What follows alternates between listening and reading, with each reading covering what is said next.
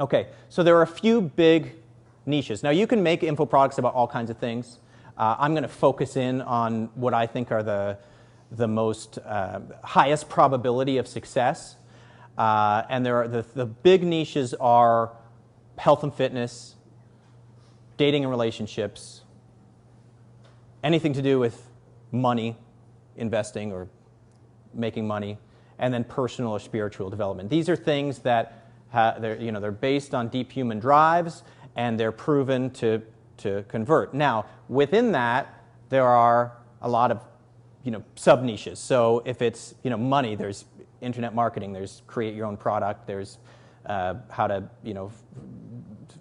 trade stocks, day trading, forex. There's all kinds of sub-niches. So again, you can make an info product in anything. I had somebody I was talking with a couple weeks ago, and she was telling me my dad is one of the best watercolor painters of historical ships in the world. And he does a lot of research, and it's very, very accurate. And she showed me his paintings. And she said, I would love for him to create an info product on it. Could it work and sell as an info product? Quite possibly. It could. If there's enough, I would want to do a little bit more research. But if there's a group of people that are really passionate about exactly what he does, it might work. I prefer, and I say it's a safer bet, to do something that comes from a more primal drive. Because in this kind of a sale, in this kind of a marketing, you're quite typically taking somebody from visiting your website, having never heard of you, to making a buying decision in a matter of 20, 25 minutes. And in order to do that, it can't be a, hey, this would be cool to have, I've thought about learning to do X.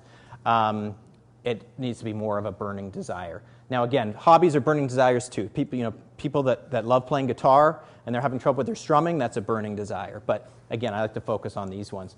So I have an acid test for if you're thinking about creating a product.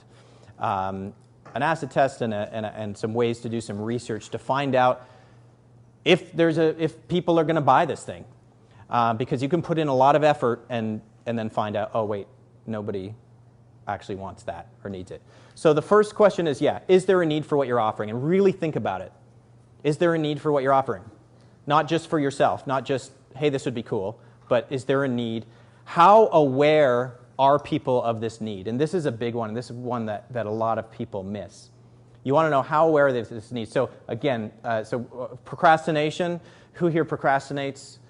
A lot of people. Who here suffers from procrastination? And it really, a lot of people, yeah. And he said, oh God, because it's a burning pain, right? So I knew, yes, and people are aware of it, and it's not one of those things that that people are, they know they have a problem, but they don't know what it is.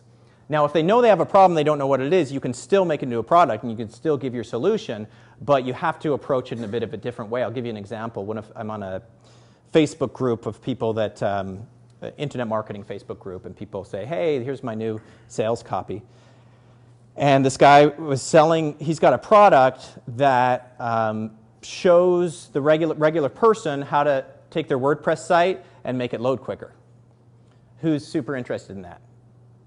Yeah, a couple people. A couple people are aware that site load time. Now, if you have a product and you're selling online, my friend Ryan that I was talking about, he tripled his conversions by speeding up his site load time.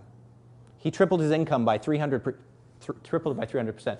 He made 3 times as much money by changing his site load time. Okay. Now, if you're aware of that, then you're going to say, great, that seems like a great product. I want to learn how to speed up my site load time. But the average person is not out there saying, how the hell do I speed up my site load time? Get what I'm saying? So but you can find a path to it. So another example, and this really comes from not being afraid to really niche down and be specific. So an example from my own experience is that when I created with my friends Social Fluency, one of the big modules that I was really excited about and created because it was something that I wanted for myself was assertiveness. Because I was a doormat and I didn't know how to say no or make requests of people or ask for what I was worth, and it was a huge, caused me a lot of suffering.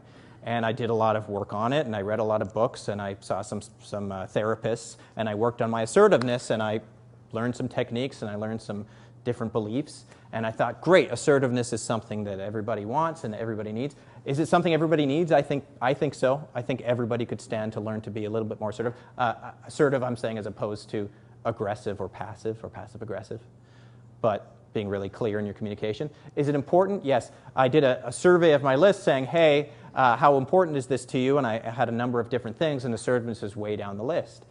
So that was good for me to know before I put a bunch of time into creating a program on that. Now, if I create a program on how to ask for higher prices, right? And that's something that I do help my clients with, is how to actually ask for what you're worth and charge $3,000 instead of $500. And in that, I had a module on assertiveness. I could teach people, and that would be that could be a real win. Do you guys get what I'm saying here? So find the pain that they know that they have, not the pain that, not what you know is the solution and they don't know yet. Use your product to educate them, but your marketing needs to speak to, again, the pain that they know. How urgent is the pain for them to solve? And what are their other options? If you go out and you do some research, and we'll talk about research in a second, and you find there are a lot of other options, so again, procrastination is the problem, but look, there are a lot of books on procrastination, but then you go, what's wrong with these? It's still a problem, so obviously these aren't working. What are they missing? What's the missing piece? Okay? So there are a couple ways that you can validate your market before you start putting stuff out there.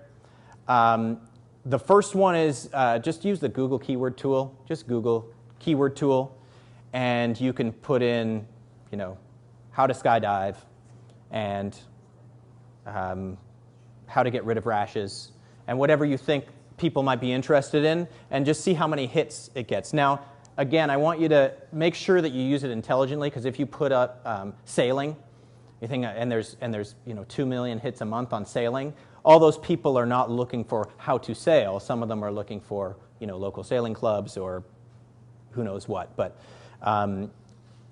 Amazon is one of the greatest resources for validating a niche. There are so many products on there that have been proven. People buy them as books, and I guess now as ebooks, but they don't really exist in the digital space. And the buyer, again, the market's constantly changing, but there's a difference between people who buy books on Amazon, hard books, and people who buy digital products. There's definitely some crossover. I certainly buy both. So when I looked at procrastination, I found a lot of books. If there's a For Dummies book on your topic of interest, that means that people are interested in it.